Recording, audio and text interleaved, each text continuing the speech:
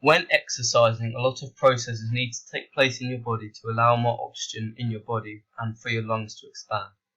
In inspiration, when exercising, your external intercostal muscles will contract, but a lot faster than it would when it is at rest.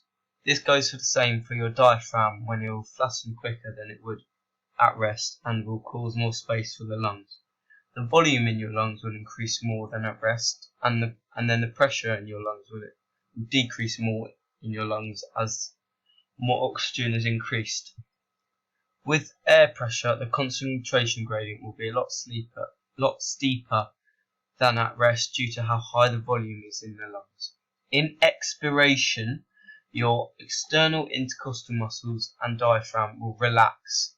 The ribs will be pulled back in and the diaphragm will return back to its natural shape, and that is shaped as like a dome.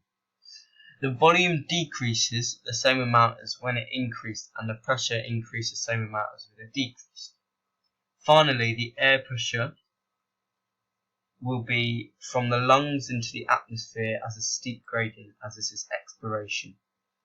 In expiration, there needs to be some accessory muscles. These muscles are called the sternocleidomastoid and scalene muscles.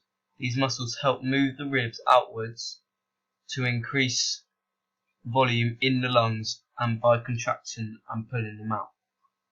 When these stop contracting, then the ribs will return back to its natural position.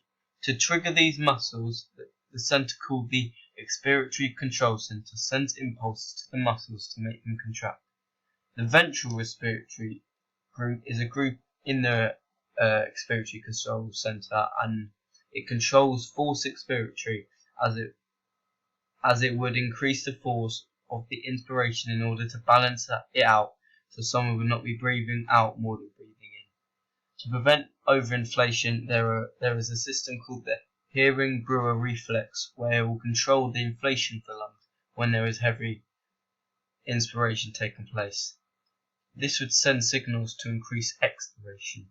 This is used as protection so your lungs don't fatally go bad.